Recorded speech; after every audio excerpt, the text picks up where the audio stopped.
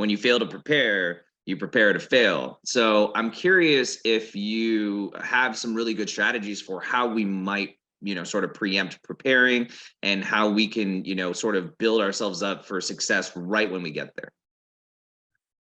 Fantastic point. Hits on a huge point in the area of interviewing I talk about all the time.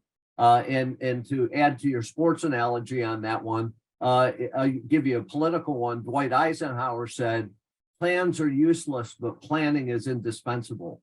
And really the issue of planning is a huge issue in interviewing. For a matter of fact, recent research that's been done in the area of interviewing shows that less than 1 in 10 interviews have adequate planning associated with them, which is a dismal amount. And you ask from my own perspective. Well, my own perspective, I've done major planning for interviews, and I've gone in and winged them. I talk about winging interviews all the time. And usually the results were commensurate with the investment up front. So you can't expect to get a lot out of something you haven't planned for the engagement. And that's whether it's a high stakes interview in a criminal investigation, or that's in a job interview, or that's in a sales call. If you haven't planned for the person you're talking to, how are you going to talk to that person? Your most effective communication is with the people that you are close to, that you know, that you have intimate knowledge of, that you can have that important discussion with. Well, if we don't know the person we're talking to, how do we do that? So what do we do in the area of planning? Well, number one, we have to know our material. If it's a sales call, you got to know what you're selling. And most likely you know that.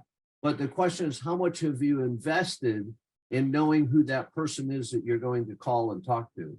So in my case, I might know the criminal violation. I might know all the substance in my case file. But if I haven't done research on who I'm going to sit down with, how am I going to identify their Achilles heel? How am I going to identify where they have shortcomings, where they have needs? All of that stuff goes into being ready for it. So same thing for a job interview. I got to know who I'm talking to. They say on the issue of deception, you can't know if somebody is lying until you can't know what somebody looks like when they're lying until you know what they look like when they're telling the truth.